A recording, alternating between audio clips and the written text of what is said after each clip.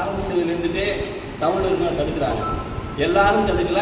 கடை வச்சுருக்காங்க, ஃபஸ்ட் நாளில் கடை வச்சுருந்தோம்னா தடுக்கிறாங்க. அவங்க 10 பேர் தான் தொடர்ந்து வாரம் ஒரு போராட்டம் மாதிரி ஒரு அந்த மாதிரி விளம்பரப்படுத்தி பேப்பரில் போட்டுக்கிட்டு இருக்காங்க. தவிர டவுன் முழுசாக யாருமே தடுக்கலை. அங்கே நெருக்கடி ரொம்ப அதிகமாக இருக்குது. கேவி டெக்ஸ்லேருந்துட்டு நம்ம அந்த சிமாட்டி வரைக்கும் போகிறோம்ல, அந்த இடத்துக்கு காலையில் போகவே முடியாது. 12 மணி வரையுமே நமக்கு அவ்வளோ நெருக்கடியாக இருக்குது. இந்த நெருக்கடிலாம் தவிர்க்கிறதுக்காக தான் இந்த பஸ் ஸ்டாண்டுக்கு வரணும்னு முடிவு பண்ணியிருக்காங்க. அன்றைக்கே அந்த மந்திரிகள்லாம் வந்து கலெக்டர் ஆஃபீஸில் பேசும்போது இங்கே வந்து நகரத்தை விரிவுபடுத்துறதுக்காக தான் இந்த இடம் தேவைப்படுது. அந்த பக்கம் வந்து பொன்னையார் வந்து பாண்டியரில் வந்துடுது. அந்த பக்கம் விரிவுபடுத்த முடியாது, இந்த பக்கம் கடல் வந்துடுது. அதனால் நம்ம நகரம் விரிவடையாது. அதனால் இந்த பக்கம் வச்சாதான் நகரம் விரிவடையும், கடல் வளர்ச்சி அடையும் சொல்லி தான் கொண்டு வந்து வச்சாங்க. அங்கே இருக்கிறவங்களாம் காழ்ப்புணர்ச்சி காரணமாக இந்த சம்பத்து மாதிரி உள்ள சில ஆட்கள் மலைப்பகுதியில் எதுவுமே வரக்கூடாதுன்றதெல்லாம் குறியாக இருந்துருக்காங்க. அவர் எப்போ கடலூரில் எம்எல்ஏ நிற்க ஆரம்பித்தாரோ அன்னையிலேருந்து நம்ம பகுதியில் எதுவும் வரக்கூடாது. அப்போ மலை பகுதியில் இருக்கிறவங்களாம் கட்சிக்கு ஓட்டு பண்ணலையா? எல்லா கட்சியிலும் தானே இருக்கோம். நம்மளை ஒட்டுமொத்தம் அப்படியே புறக்கணிக்கிற மாதிரி ஒதுக்கப்பட்டது. நம்மளோட ஓட்டு எல்லாருக்கும் போடுறோம், எல்லா கட்சியும் நம்ம வேலை செய்கிறோம், எல்லாருக்கும் எல்லா பகுதியும் நம்ம போய் செஞ்சுட்டு இருக்கிறோம். தண்ணி இங்கே இருந்தாலும் போகுது. இந்த தண்ணியை நம்ம தடுத்துட்டா என்ன செய்வாங்க? என்ன அரெஸ்ட் பண்ணிடுவாங்களா? அதையும் தான் பார்ப்போமே. நமக்கு எதுவும் சலுகையும் கிடைக்காத போது நம்மளால அவங்களுக்கே கிடைக்கணும். இந்த பைபாஸ் எதுக்கு இங்கே போட்டாங்க? அதையும் டவுன்லே போட்டு வேண்டி தானே. நம்ம வீட்டில் மாசத்தில் வைக்கிற நிலத்தெல்லாம் விட்டு தான் நாங்கள் போட்டிருக்காங்க. எவ்வளோ பேர் நிலம் போயிருக்கு. அதனால எவ்வளோ நமக்கு லாஸ் ஆகிருக்கு. 10 பேருக்கு மேலே செத்துருக்கான் நம்ம ஒரு ஆள் இந்த பைபாஸால். நமக்கு என்ன அதனால் பணம் கிடைச்சிருக்கு? ஒன்றுமே கிடையாது. ஒரு பஸ் ஸ்டாண்டுக்கு வந்தால் நமக்கு என்ன வளர்ச்சி கிடையாது? நமக்கு ஒன்றும் பெரிய வளர்ச்சியே கிடையாது. இது வந்தால் கொஞ்சம் டெவலப் ஆகணும்னு ஒரு நம்பிக்கை தான். அதையே வரக்கூடாதுன்னு நினைக்கிறாங்க.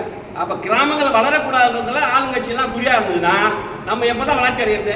நம்ம ஓட்டு மட்டும் வேணும், நம்ம பிற்போக்கிலே இருக்கணும், பின்னாடியிலே இருந்தால் தான் அவங்க வளர்ச்சி அடைய முடியும் நினைக்கிறாங்களா? டவுனில் இருக்க மட்டும் எல்லா சுகத்தை அனுபவிச்சு நமக்கு எதுவுமே வரக்கூடாது. மாநகராட்சி எல்லைக்குள்ள தான் இருக்குது. அதான் இந்த பஸ் ஸ்டாண்ட் வந்து மாநகராட்சி எல்லையில் தான் இருக்குது. நீங்கள் வேணால் அங்கே போய் பாருங்கள், 5 கிலோமீட்டர்னு போட்டுருப்பான். பழைய கலெக்டர் ஆஃபீஸ்லேருந்து இது 5 கிலோமீட்டர் அங்கே போட்டு இருக்குது. ஆனால் வரவங்க பூரா குஞ்சுப்பாடியில் இருக்கான்றான். அப்போ திரிஞ்சு போகிறவங்க தான் குஞ்சுப்பாடியில் இருக்கு. அதை வந்து குஞ்சுப்பாடி கொண்டு பண்ண விட்டுருவாங்களா? இல்லை அது குஞ்சுப்பாடி சொல்லி யாரா கடலூர் ஒதுக்கி விட்டுருவானா? எல்லாருக்கும் பொதுவானது தானே அது. பிரிவினைவாதத்துக்காக அதை பண்ணுறாங்க. காழ்ப்புணர்ச்சி காரணமாக தான் இது செஞ்சுருக்காங்க. தவிர ஓட்டுக்காக செய்கிறாங்க. குறிப்பாக இப்போ வந்திருக்க மாதிரியே அது அவருக்கு கடலூர் தொகுதின்றதால இதை பேசுகிறாரு. இதே வேற ஒருத்தவங்களாக இருந்தால் இதை கண்டிப்பாக பேசியிருக்க மாட்டாங்க. நாட்டோட வளர்ச்சி எதிர்காலத்தை பற்றிய சிந்தனை உள்ள கண்டிப்பாக யாராக இருந்தாலும் இதை ஏற்றுப்பாங்க. இது பிற்போக்கத்தனமாக உள்ளவங்க கண்டிப்பாக இதை வந்து இப்படி தான் பேசிக்கிட்டு இருப்பாங்க. அதனால் இந்த பேருந்துகள் இங்கே வர்றதுக்காக நமது கிராம பகுதியில் இருக்க எல்லாரும் வந்து ஒத்துழைப்பு கொடுக்க போகிறோம். இங்கே இருக்கிற 20 கிராமத்தில் இருக்கிறவங்க எல்லாரையும் ஒருங்கிணைக்க போகிறோம். ஒருங்கிணைச்சு பெரிய போராட்டத்துக்கு நம்ம ஏற்பாடு செய்ய போகிறோம். மக்கள் போராட்டம் கண்டிப்பாக பண்ணுவோம். இவ்வளவு செலவு பண்ணி 40-50 கோடி போட்டு பஸ் ஸ்டாண்டு கட்டிட்டு அது நெல் கொடுவோம். நான் பார்த்தீங்கன்னா என்ன அங்கே நெல்லாக விளையுது? வாழை தான் விளையுது. எங்களுக்கு வாழை எப்படி கட்டி கூட போகிறான். இதனால் வந்துட்டு இந்த பேருந்து நிலையம் வர்றதுக்காக நாங்கள் கடைசி வரை எங்களால் இந்த முயற்சியை செஞ்சுக்கிட்டே இருப்போம். பெரிய போராட்டங்களுக்கு அறிவிப்போம். கண்டிப்பாக எங்கள் 20 கிராமத்தில் இருக்க அத்தனை பேரும் ஒன்று திரளுவோம். எல்லா கட்சியிலையும் முக்கிய பொறுப்பாளர்கள் எல்லாம் எங்கள் ஊரில் தான் இருக்கான். எல்லாரும் கண்டிப்பாக ஒன்று திரளுவோம், போராட்டம் பண்ணுவோம், வெற்றி பெறுவோம். இந்த பஸ் ஸ்டாண்டுக்கு வந்தே ஆகும். இது வரலன்னா நாங்கள் விட போகிறதே கிடையாது. கடல் மாட்டில் வந்தாலுமே அந்த கடல் மாட்டு இன்னி வரைக்குமே சாபக்கடை தான் இருக்குது.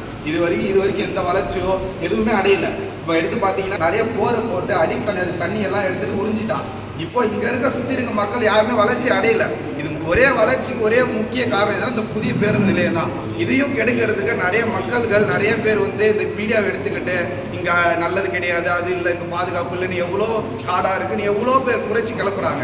ஆனால் அப்படி எதுவுமே இங்கே கிடையாது. இங்கே முக்கியமாக இந்த கடலூர் மாவட்டம் இந்த இடத்துல பஸ் ஸ்டாண்டு வந்துச்சுன்னா இந்த கடலூர் மாவட்டத்துக்கு முக்கியமான வளர்ச்சி பகுதி இந்த கடலூர் மாவட்டம் எம்பது பகுதி மட்டும்தான். ஏன்னா இது முக்கியத்தில் வந்து மேடான பகுதி. நம்ம கடல் இப்போ லாஸ்ட் வாட்டி பார்த்தீங்கன்னா மழை பெஞ்சு நிறைய வெள்ளங்கள் வந்துச்சு. கலெக்டரேட்டில் இடுப்பு அளவுக்கான தண்ணி வந்து போச்சு.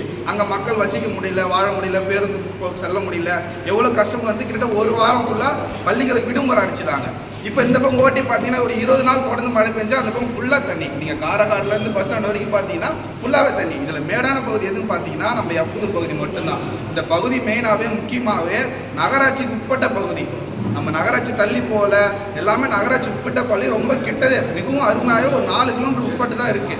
இதை தடுக்கவே நிறையா பேர் 10 கிலோமீட்டர் இருக்காங்க, காட்டுக்குள்ளே இருக்குன்றாங்க, பாதுகாப்பு இல்லை, அது இல்லைன்றாங்க. அப்போ இங்கே இருக்க மக்கள் பாதுகாப்பாக இல்லையா? இங்கே இருக்க எவ்வளோ கிராமங்கள் இருக்குது? கிட்டத்தட்ட பார்த்தீங்கன்னா ஒரு 100 கணக்கான கிராமங்கள் இது தாண்டி இருக்குது. எவ்வளோ மக்கள் வாழறாங்க. அப்போ இதெல்லாம் பாதுகாப்பாக இல்லையா? இது கண்ணுக்கு தெரியலையா? இது தேவையில்லாத ஒரு பொருளையும் நிறைய சமூக வலைதளத்தில் நிறைய பேர் பேசி இங்கே இருக்க மக்களே பேசுகிறாங்க.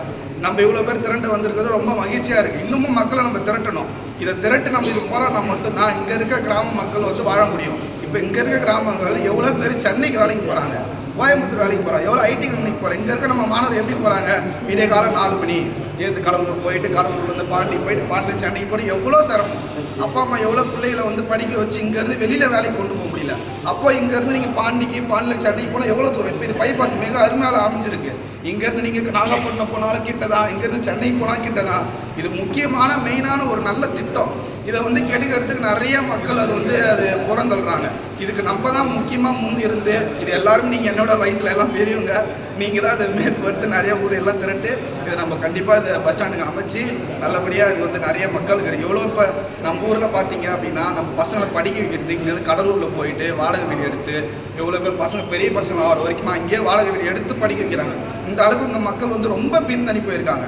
இங்கே இருக்க மக்கள் கவர்மெண்ட் இடம் முக்கியமான இடத்த வந்து எடுத்து வேறு கம்பெனியோ அது கொண்டு வராங்க. ஆனால் மக்களை வளர்ச்சி அடைகிறதுக்கு எதுவுமே பண்ணவே இல்லை. இப்போ நம்ம பேருந்து நிலையம் வந்துச்சுன்னா நிறையா ஊர்லேருந்து பேருந்து நிலையம் வரும், நிறைய திட்டங்கள் வரும், நிறைய கடை வைக்கலாம். இதில் எவ்வளோ பங்கு இதில் இருக்குது.